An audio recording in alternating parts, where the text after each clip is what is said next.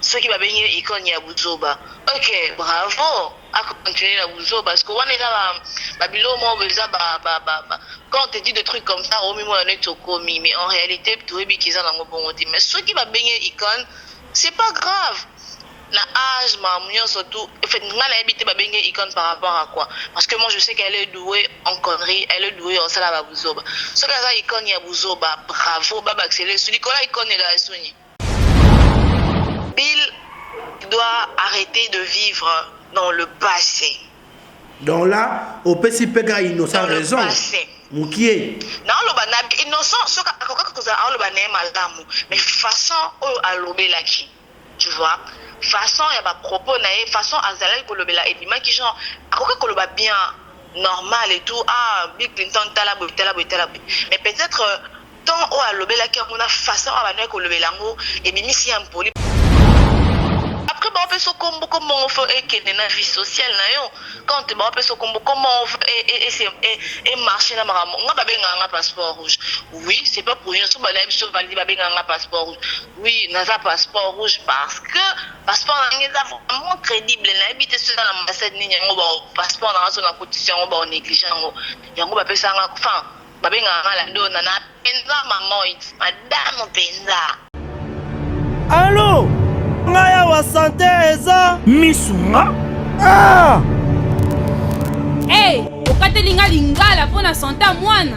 Mon fils, pour ma santé. Misunga. Ah! Okatelinga lingala. Bandeko. Misunga ezali kokatela mutu lingala te. Ezali mutuelle de santé. Oyo epesameli na batu nyonso. Employé to non employé, mutu nyonso oyo akoki kaka ko contribuer na mbongo mukie na fin du mois po ete mokolo akobela Misunga ezwa soin na ye na ba hôpitaux nyonso ya minene ya République démocratique du Congo.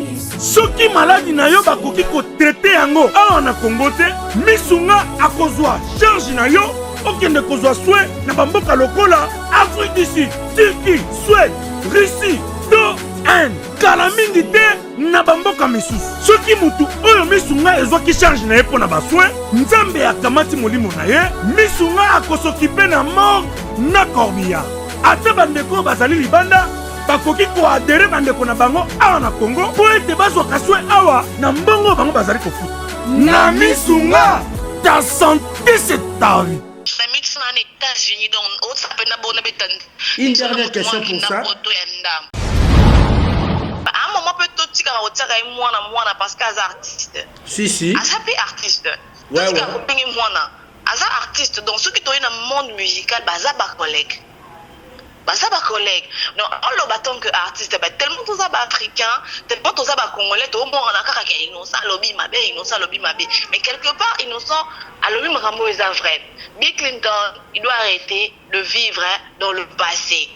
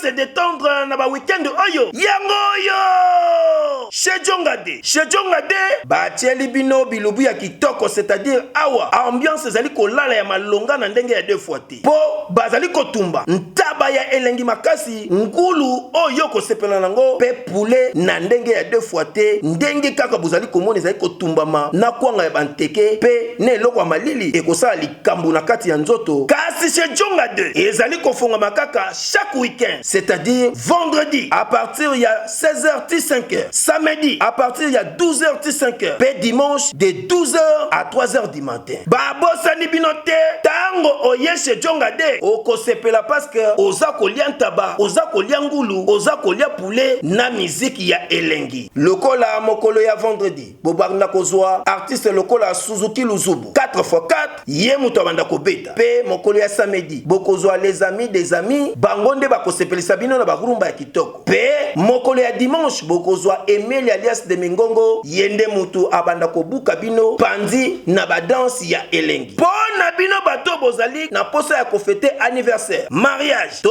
cérémonie moko boye bokoki kobenga na numéro oyo plus 33 63 54 75 181 chez Djongade. Awa soko ye okozwa service ya kitoko pe ya malonga po ambiance ezali kolala nde awa. C'est naturel soin.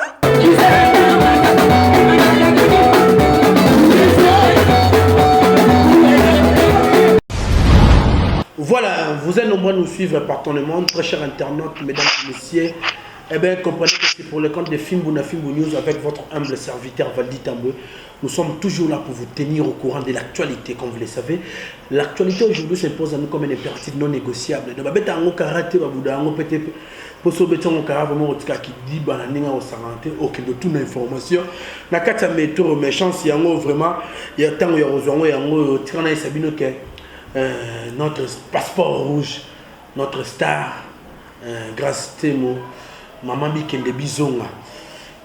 Moi, je suis respecté vraiment. Maman Mundele, quoi. Procédé en Mundele, Kenda Zonga. Malgré tout, vraiment, il y a procédé au Belé, Basala, polémique, au Saranté, Nassimane, Kimi, Boina Boé, machin, mais des relations vraiment respectables, Kenda Zonga. Mais laissez-moi vous informer que grâce Temo, mon sous à quel est États-Unis habité Bikinde Bizonga. Le loi, on a vraiment un téléphone pour lui, le tout à l'agréable, mais il a déjà connecté. Ouana, ce qu'on appelle c'est un mot, mais que vraiment ça la tête à tête aux habitudes dans la minute ébélité. Allô, passeport rouge. Allô, Valdi, bonjour. Bonjour, Bikinde Bizonga, bonjour, ça va? Ouais, ça va très bien, merci. Et vous? J'espère que vous allez bien aussi. Oui, assez bien par rapport à la conjoncture en Boka et Bikak. Ouais. Oui, Boni. Oui, Bikak. Ouais, mystique, qu'est-ce que c'est? Ouais, ça fait une semaine depuis que je suis ici. Ah, oh, mais là, on a statut, la publication, c'est la roaming, je pense. Non, bah, j'ai même pas besoin de lancer la roaming parce que ici, la connexion internet, c'est rien. Wow. Ouais, c'est rien, ouais. Oui, merci, grâce à mon opération de chance, tu as vraiment un dakunayo. Tu me consoles un peu, vraiment, yo za mo pandi sango. Mba liboso kenda ki Canada, en tout cas, pesa ki bate belé États-Unis plutôt, pesa ki c'est un ressenté pas bayo. Côté pe ba dongolo miso na yebi ke sala ki beta mususu moi. Kofi fita mutema mukie siko turo aux États-Unis habité ezaka potondisa dokito olakisa vraiment que mundele mutso atamta ba respecter ma solo. Non, Valdi, moi je vis pas pour le genre. Ah, tu sais à combien écoute bien États-Unis? Est-ce que Naoui Oyara pour n'attendre sa passeport? Non, pas du tout. Nanga parce que encore une fois de plus.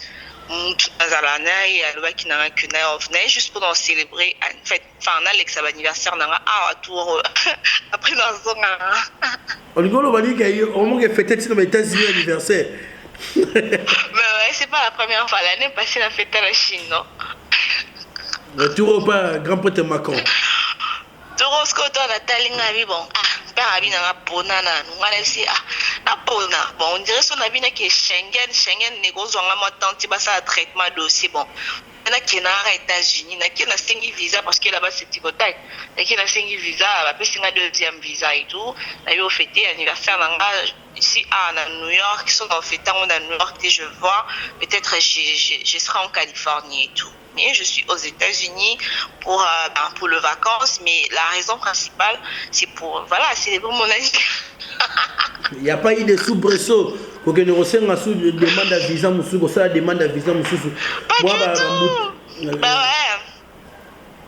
Mais yo yebi na l'accent, na l'accent ken visa nanga, na yebi saka ki ba pesa nga visa ya 3 mois liboso et puis visa nanga 3 mois wana expira qui dans mois septembre. Après tellement fallait na aller sous na kenda sous ça la deuxième visa et na ko senga deuxième visa na ki kuna et puis ba pesa nga deuxième visa na maintenant autant ba pe grâce te mo pe ma au voyageur il a laissé Moussa na mo ke ba dos ba ki yo na casquette mo pandi sango grâce. Et ça soute. La page n'a pas côté grâce de mon passeport je suis toujours dans l'actualité pendant ça. Mais vas-y, en même temps, je suis en train de profiter, non vivre la vie parce que nous on a validé. Parce que quand je serai mariée, je pense pas que nous allons attendre on a voyager. Donc comme hôtel là-bas, comme hôtel là-bas, je suis vraiment en train de profiter et on voyager en tout cas. Pour nous ça mais bon supporter les lopena ba question sur na elio.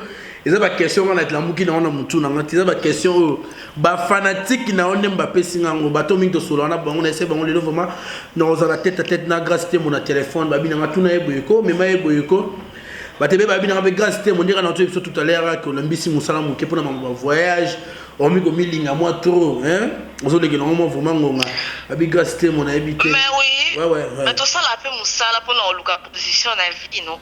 On travaille pour rien de aussi mimi à la pour qui en fout à la fin du mois. Et bon ceux qui salaire non et comment permettre au bando ça mambo ils allaient peut-être projet na yo ba rêve na yo pourquoi ne pas réaliser ça. Moi je suis ici donc tellement dans un peu fan ya voyage j'ai on va payer un passeport rouge va payer un comme passeport parce que j'aime le voyage mais le travail ici j'aime vraiment mon travail je suis ici j'en profite pour acheter mes matériels parce que tendance donc na booster site parce que na bois qui na travail na matin ça va tout. Je voulais vraiment être indépendante, donc je vais vraiment profiter sauf pas matos. Ou ça là parce que c'est vraiment mon travail. Il y a un moment et comme ça la Sahara, la donne et tout, donc je pourrais en aucun jour négliger ce travail. Si on a un message moi vraiment et je sais qui s'en au Saranate, mutanga komeninga lobby nyonso oyo bato azosa lelo oyo vraiment ezalaka faute balado na po soki bazaki na musala baki active na musala mais lelo ba bengi to musu bato musu ba iconité na ebité question mo oyambi ngo ndenge nini. Ah mais franchement j'en ai rien à foutre hein. Quand bon benga mutu icône je sais pas icône par rapport à quoi icône parce que asala ligne so enfin soki mutu ba bengi icône ya zoba OK. Azane icône parce que moi j'en ai rien à foutre. Tu penses que et peut déranger parce que bengi mutu mo bazana zo bazana ma il était ba bengi icône et moi nabi ke bavali batamaele baza eh maïté le voilà rabat. Non mais enfin tu es un garçon intelligent on doit se le dire on a mon internet tu sais que internet ça marche comme ça. Ah merci vraiment je suis flatté. Donc si moi je baisse quand tu penses que ça va m'enlever quoi dans les États-Unis personne le bien comme à Londres comme à Paris pour pas baigner mon icône ceux qui va baigner icône ya buzoba OK bravo à continuer la buzoba parce que on est là babilo moi quand on te dit des trucs comme ça au moins on est au commis mais en réalité tout est qu'ils ont bon mais ceux qui va baigner icône c'est pas grave. La âge ma surtout fait ngala habité ba bengue icône par rapport à quoi parce que moi je sais qu'elle est douée en connerie elle est douée en sala ba buzoba ce que ça icône ya buzoba bravo baba accéléré celui qu'on a icône là soigné les jeunes peut-être ah voilà baba accéléré pe sous les jeunes donc nyonso on dit ba pesa na bango yango ngana sak finanga lelo grâce pardon to ke mo malembe lelo o peso za kistam tout chance aux attentes sous fara on a fait na ça bogari pe benga ki ici est-ce qu'elle est dérangée quoi tu m'as fait faire quoi so va passer mon combo après ça fait quoi rien du tout vas-y qu'est-ce que tu rencontres ça va faire quoi bah et puis que biso ba inde to linga lo kumut après on peut se combo comment on fait que na vie sociale na yo quand on peut se combo comment on et marcher na maramo nga ba benga nga passeport rouge oui c'est pas pour rien so ba biso valide ba benga nga passeport rouge oui na za passeport rouge parce que passeport na ngeza vraiment crédible na habite sur l'ambassade ni ngo ba passeport na so na cotisation ngo ba négligeant ngo yango ba pesa nga enfin babenga la dona na penza maman madame penza. Madame, donc quand je débarque quelque part, quand tu me vois, on a été moment quoi, et donc j'ai une touche de différence. Nakati yote pardon vraiment. Tant aux ogangé la maman qui madame, mais on a ça le pété dans le boko vraiment. Et soit rabino te le autant madame, mais ça madame batang ça va la bala. Sauf que directrice va travailler là. Sauf la directrice d'entreprise va travailler non bazo bengo madame, c'est ko bala. Cause madame est nécessairement aux alentours bala. Mutabala za femme mariée. Quand madame est à niveau respect, à niveau ya mode de vie, na changé en fait. Na côté pendant na lignement bon, les gens ne comprennent pas ma vie parce que va comprendre vie n'a pas descripté en jusque là, ma vie reste franchement un mystère. Au mutu a ko comprendre un côté. Les gens vont éviter la vie de vie, comment ma vie reste un mystère. Et moi, quand je dis qu'il n'a madame, je l'assume. Sauf que Bobo Kondima, moi, j'en ai rien à foutre. Je sais comment je vis, je sais comment Nazala. Donc, et puis le reste, je m'en fous. Valer. Ngata bapesi mutu komboni ekolo molanga o nazate ekobaksela et l'autre pour Nazala jalousie. Ce qui va le week-end on a biso za icône. Kitoko makasi tala avira mo déjà le bino icône. Oh. Mutumo a commis ce soir lobi est-ce que mon colongo bena grâce te moi là ka non on ba te bele ba linga yo mais à un moment là yo amuta mayele reposer nga question bon yebisanga ba pesi mutumo kombo icône ngai elongo ba visa na kata passeport donde na zala na vana na ndaku nga ba bimisinga ou bien carrément de non ça makam nanga je na lingande ko étaler vie privée nanga de donc makam ne mobile na boyinga. Je pense pas. N'est pas comme une n'est pas pessimiste tout mon combo. Mais non, ils ont pas délire. Parce qu'on a la vivre comment je peux dire, n'a pas rêvé. Que n'a c'est contracté n'est l'euro moi on a comme ça. Quand vivre balobi na za boy na la non. La vie c'est un combat. Je me bats dans le la vie na ngati fille normale. Ce qui balobi qui nous a mis sur Aza icône. D'accord. Aza icône. Et moi j'en ai rien à foutre. Et ça n'a ni chaud ni froid. Parce que à ça la vie n'a pas non ça la vie n'a. C'est tout. Merci grâce mec. Préoccupation où tu pas dans moko. Les lots autant de taxes à rendre on a besoin moi si mutabuzo mutaba connerie mutaba délire. Bah valise peut être bête ba question mon ami sont en États-Unis donc ça peut na bonne bête. Une dernière question pour ça. Une dernière question pour ça. C'est une question communautaire ouais. Non. Concernant cette fille franchement je ne veux plus répondre. Je te dis. Non, je ne suis pas là pour parler d'elle. Je suis là pour parler de Grâce Témoin. Point barre. Bino va te sa actualité dans ma mossala. Je vais faire une émission basée sur elle. Dis-moi un peu. Il y a aussi le magasin icône parce que ça là, dis-moi un peu. Je ne sais pas aller chez elle en train de dormir ensemble comme mais jadis un jour, vous avez ensemble, vous avez un salama. Bon, donc ça va conseiller grâce. Maman, on est dans 3 ans passés. Pourquoi vous voulez toujours que c'est penché dans le passé? Parlons du présent, s'il te plaît, Valdi. Le présent, c'est Grâce Témoin, la star, je suis en train de faire ma vie, c'est tout. Maman et Leka, c'est une page de ma vie que je n'ai pas arrachée. Je n'ai pas tourné, mais j'ai arraché. Je fais ma vie, elle fait sa vie. Plein de bonheur et ma légende, à réaliser ma rêve, et moi je m'en fous, je fais ma vie, point bas. Oui, merci en tout cas pour cette communication. Tolobi, elle est présente de mon lobby, vraiment en tout cas merci. Grâce à moi aujourd'hui, tu dois vivre époque il y a bras de fer, moi vraiment on a trop éphémère il y a au Saranate, vous allez monter dans secteur socio-culturel et on a soit innocent balou mena Bill Clinton vraiment n'a habité sur Otani Makambongo. Oui, j'ai regardé. Tu le juges comment? Bon, je peux condamner, si il faut condamner Baomi Balé.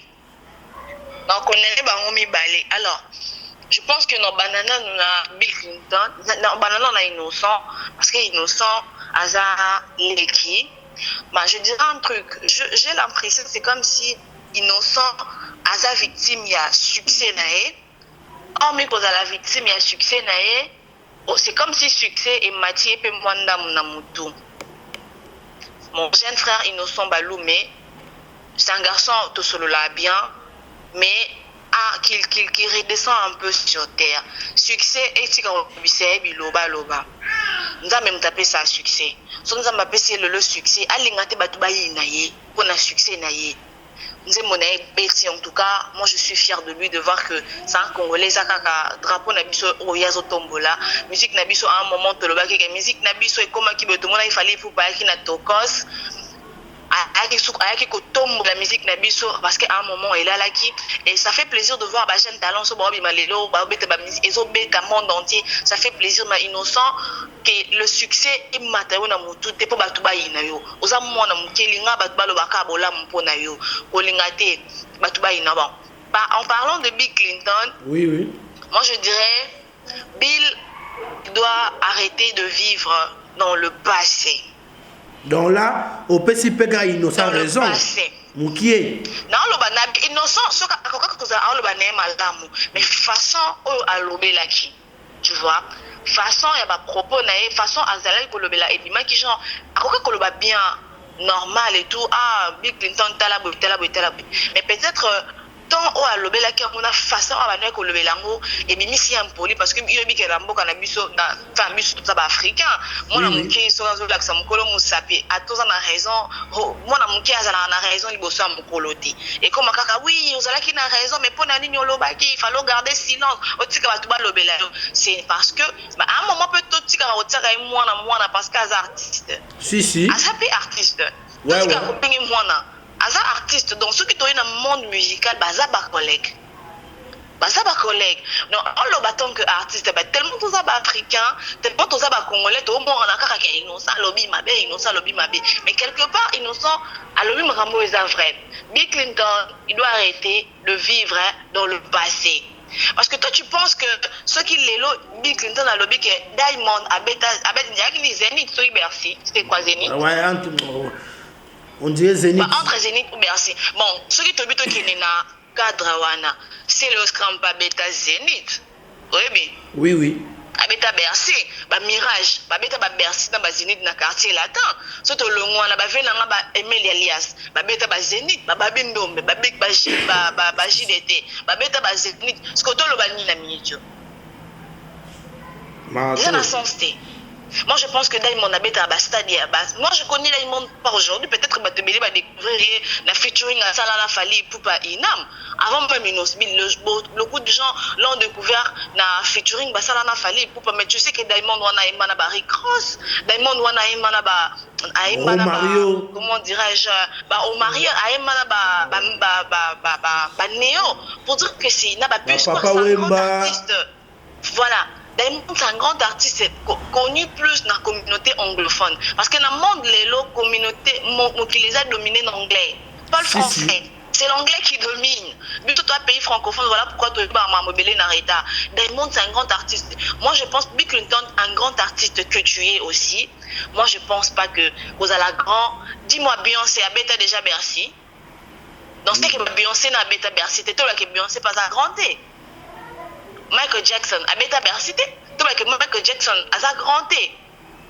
Aux à la grand, pose à la, faut au bêta na Bercy. Et ça un peu raisonnement comment je, en fait, faut à mec un peu qu'on revoit raisonnement Anna. Mais grâce na katiote innocent. Ouais, allô?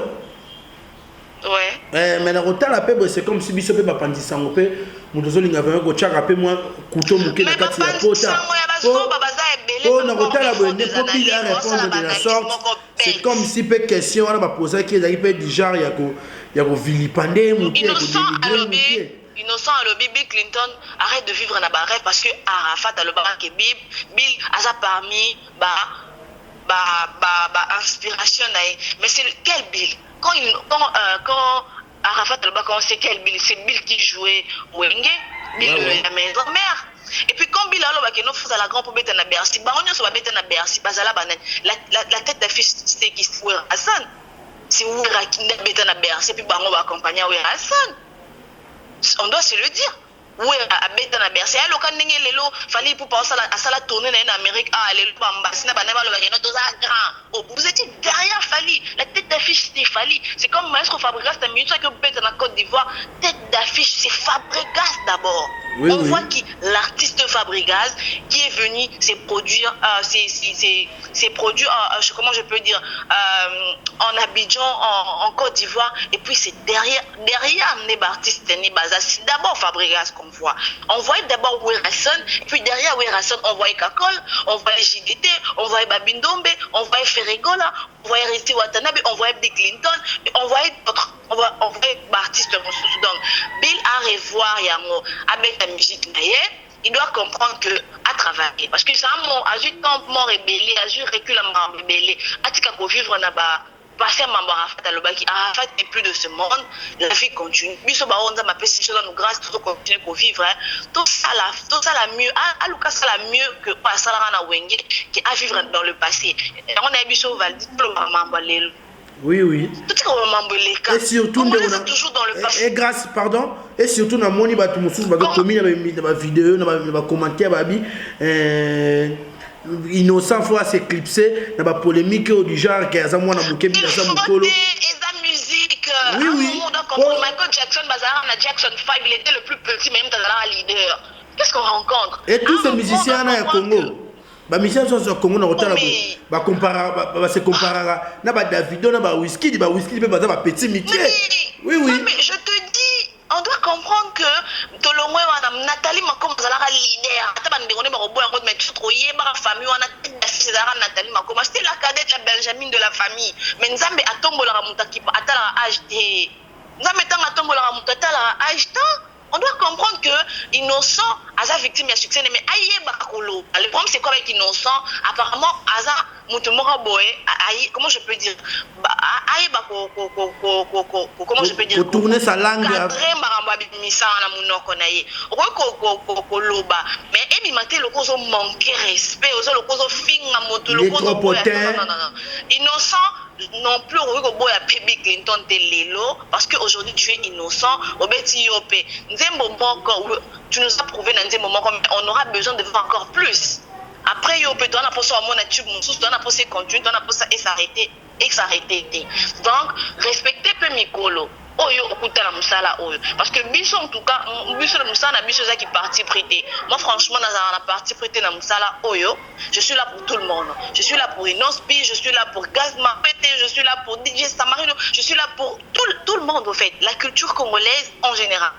Mon travail c'est de propulser la culture congolaise mais on linga pété innocent OK na bil na banenge mort parce que asa loka papa robot robot donc yeba marambo loba parce que mon biso comme na succès elle aura comme manga moya hôtel donc batu bakandolandela ba fait des gestes na nyonso oyo kobimisana kono batu baroyana baba na oluka ba analyse alobaki boye ezongaki boye mais en quelque sorte kotika pe kokomisa mwana wana parce que aza artiste je reprends Michael Jackson azalara leader na orchestre na banga famille Jackson 5 c'était le plus petit eza makambo ya âge na mona mama musique baza ba collègue akokine pe koloba parce que ça lui fait succès na ye et donc parce que c'est ça fort il peut aussi parler et donc c'est comme si nos musiciens bazo boya polémique na mwana muke wana kwata congolais mais ils veulent faire la polémique na bana mike muso à l'extérieur mwana muke akobana koleka bango kaka batika komone mwana muke ba mon adversaire maman bisanga à un moment maman bisanga que adversaire n'a pas gagner, il faut qu'on considère qu'il est plus fort que toi. C'est par là qu'on gagne. Tu vois, on minimise l'adversaire, tout le qui si on a tout à fait le côté, le côté aussi tout cas. Bien sûr, on va nous moi qui m'a salisiko. Au moins d'été. Ouais. Parce que ce Bill Clinton ba musicien ba continue kogolo baka asa mwana mkeza mwa muke na ki mwana muke ne on a bino boko tira loka boza micro boka ngimba boko yilo kaza mwa muke il va continuer à vous écouter parce que bozo considérer mwana muke ngala lo baké bati ko mwana mwana muke ba mwana asa artiste il peut faire mieux il peut faire mal et moi en tant que chroniqueuse je suis tellement contente de voir que Innocent c'est le drapeau de la RDC on est à gagne ouais. C'est le Congo qui gagne. Sincèrement, c'est le Congo qui gagne. Moi, je suis très contente de voir que Inosbi, à Bettina France, Gaz Mawet. Moi, ça fait plaisir de voir que les musiciens à musique comme Ozonga, de voir que Maïso Fabregas, Côte d'Ivoire, Innocent, en ça la tournée, Gaz Mawet, Abimi, Fali pour pas tout le baté, Mamana, Yé tournée, Yé concert, et comme Vine. Ça fait plaisir de voir que Héritier Watanabe a un studio à préparer mi-ange, mi-démon, fait rigoler. A préparé album international. Moi, ça fait plaisir de voir que les musiciens sont commis artistes. Tout le monde est Nigérien. Parce que les Nigériens sont mystique. Tout le monde est bango. Ça fait plaisir, en tout cas, ce que je pouvais dire par rapport à cela. Ouais, mais pour chuter, laissez-moi ouvrir une brèche dans le parfait. Il y a l'artiste musicien Fally Ipupa qui vient de remporter une trophée là-bas aux États-Unis. Au côté ambiance, sango ndenge nini malgré tu sais les kanagi au commune asima. Ma selon ku nezo le kandeni vraiment. Mais Valdi, est-ce que ma trophée le mélange sur pour Fally Ipupa et comment on dirait normal hein? Parce que Fally a un disque dans l'album dans les bossos droit chemin. Donc c'est un artiste tellement international, trophée pour Nayenga, sincèrement, comment on c'est ce lourd et qu'on est pas battuté. Fally Ipupa, c'est un grand artiste de notre pays qui ne cesse pas de nous surprendre. C'était qu'on aurait bis par congolais. Moi, je suis très fière de lui dans le Barango, je suis très fière de Fally Ipupa. C'est un artiste, à un moment, si on dirait qu'il y a un Nigérien, à un moment. Ça fait plaisir comment la musique n'a plus zongi pendant sortir que les musiciens sont comme en mouvement et tout, ça fait plaisir. En tout cas, Fally Ipupa, pour un chapeau à lui, il y a un remporté Afrima, rêve n'a plus ça là comme et c'est on arrive là comme le Congolais moko a remporté un Grammy Award. Les Fally Ipupa ça nominé na Grammy wana, tout le monde peut faire qu'à baki Grammy wana ndenge nous am sous ba remporter. Ça c'est la chose la plus merveilleuse et pour ça la chose bien, tout encourager. Le problème c'est pas Davido azala qui nominé na Afrima na Fally Ipupa azala nominé na catégorie mo na ba Dadju et tout. Nigéria au moins ba fan à Wizkid ba voter Davido, ba fan ya nani ba voter Davido mais biso na Congo so la fan ya kingali le rose Fally na voter. À un moment on doit bannir le polémique. Regardons d'abord notre drapeau, le couleur de notre drapeau. Faut bannir le polémique. On se dit bah naza fana kingani mais moi na mali na télémi on a Davido on a fait photo baka parce que ça va me faire plaisir de voir qu'un Congolais qui remporte Afrima ou de voir un Congolais Fally seulement Fally pour artiste basé belé Héritier Watanabe, Fabregas, Ferregola, Robinho Mundibou, ils sont beaucoup de musiciens. Même pourquoi pas Innocent Balou, mais pourquoi pas Gaz Mawet, Baza Ebele, voir un Congolais, pourquoi pas Dadju, pourquoi pas Maître Gims, voir un Congolais à remporter Grammy Award. Ça va vraiment nous faire plaisir, surtout nous chroniqueurs, soyons milieu du village. Merci. Nous le chroniqueur va partir ça. Nous le chroniqueur en général, soyons au milieu du village. Et fait à cause de la trône qui partit près.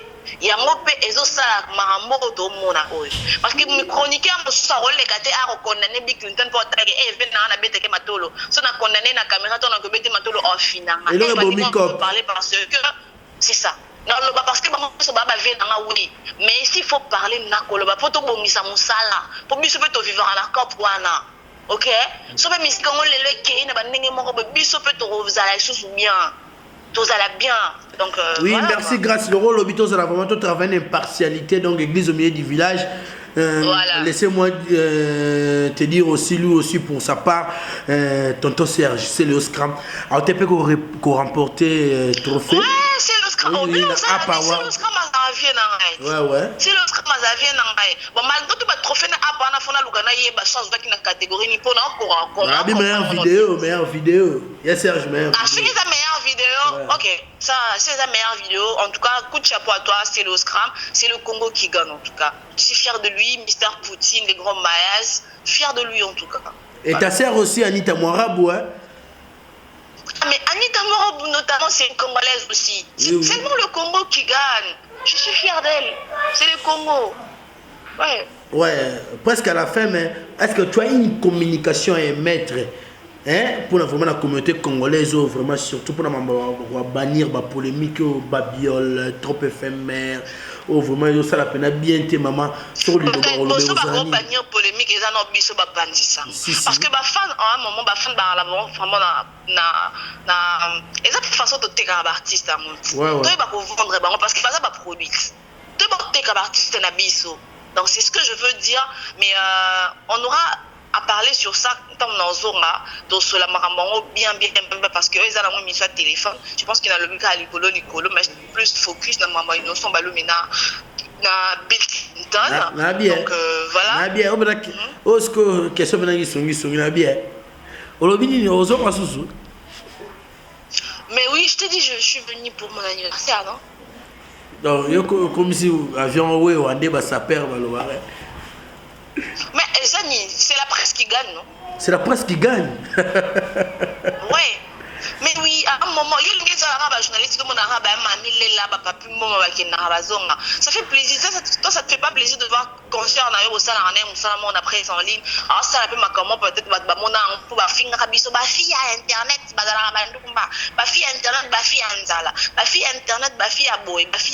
et ça la fait plaisir de comment on a filmé internet à ça qu'on ose que ça ma peut-être mon grave.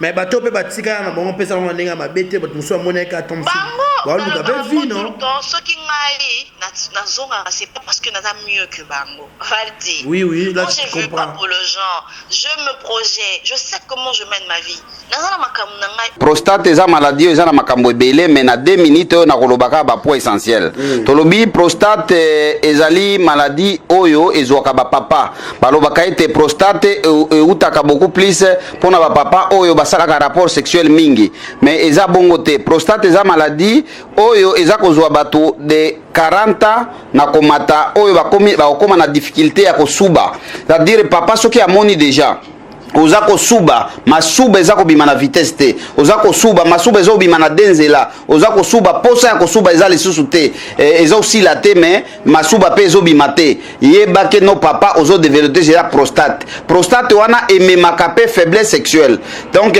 pona nini ekomi na inflammation na niveau ya prostatite donc ekomi na maladie prostatite na niveau ya prostate wana oyebake no oza déjà na kati ya prostate wana traitement nango ezalaka ka opération mais na cabinet docteur Hakim tozana traitement sans opération ya prostate quel que soit ozo kosuba masuba eza kokende su na vitesse te ata 1 mètre ekoma kalisusu te ozo kosuba posa kosuba ezosila te yeba yaka na lombango na cabinet docteur Hakim Jebi José ou bien obengi biso na plus 243 84 06 55 760 ou bien o s'abonner directement na YouTube ya docteur Hakim officiel wana okozwa traitement ya prostate donc tolobi prostate wana ememaka faiblesse sexuelle prostate wana ebomaka prostate wana ezali maladie moko mabe oyo eza kobika na produit naturel na cabinet docteur Hakim parce que tant on a zora vidéo na tient en internet projet na ko dala en internet je sais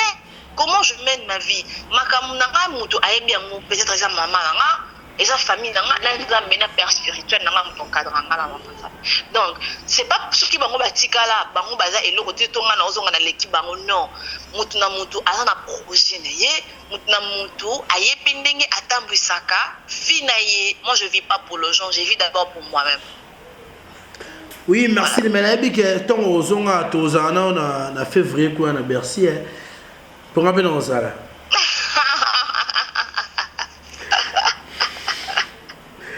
yo le comme crédible makasi boye na ambassade en rayon faut que sengela ngai merci Riga yo comme crédible makasi ya rosaramete na passeport je faut le roba da vert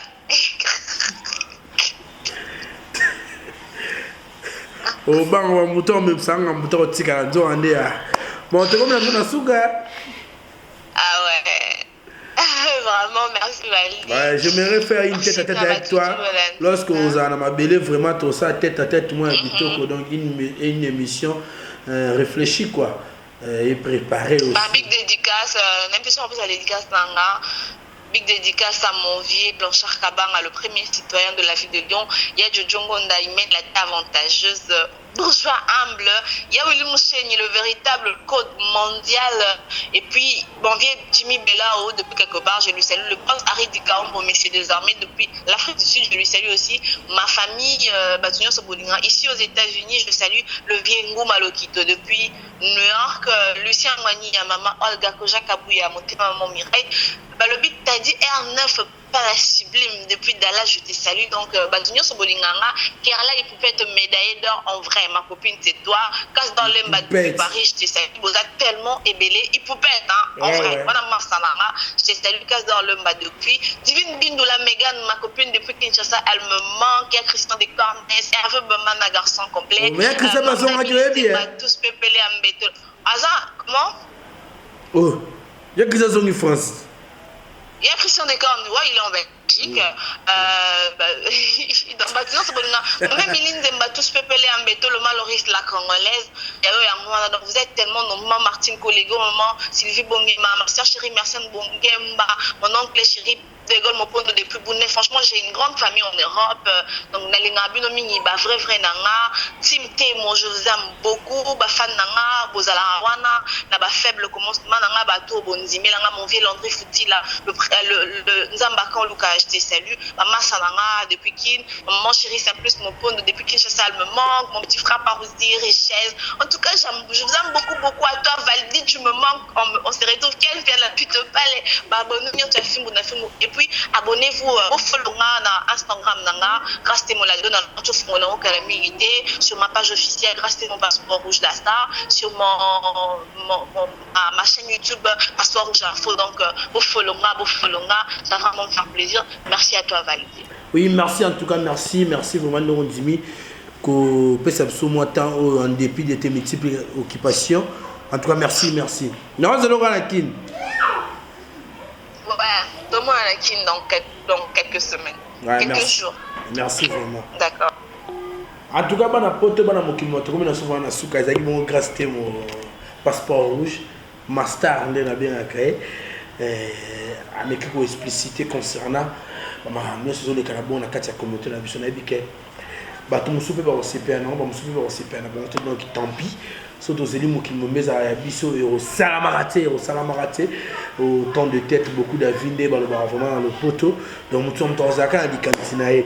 Laissez-moi aussi l'occasion de saluer Daningo Mamokondi Yabana Matadi Nyos na kati Saint-Étienne na père na de Muzungu na Belgique Lodi Lucano les Parisiens grâce Kamachi Igor Makalamba José Dikila les caches permanents Sinaï Kandu Safnet Paneya Lisa Queen Mamaji de Londres Marilou et Kouma Marlène Sonangol na Chamambimbi motema ya papa Dadi na Odilo Mampuya babi molati Simonene si on est qui à la porte na kata Kinshasa beta tourna numéro 24 na avenue Palakuna na direction Gambela en tout cas on a décidé na boutique d'habillement il y a solo ya Rosaranté pas perdre l'abso Odilo Mampuya président Djouma Fondation Bona Nzambi na Pession Mbote père nanga Roger Ndonga le grand colon les colonisateurs Roger Ndonga na Pession Mbote père nanga Donan Tumbo Moto na Nzambi na Pession Mbote directeur Blanqui Oredezo.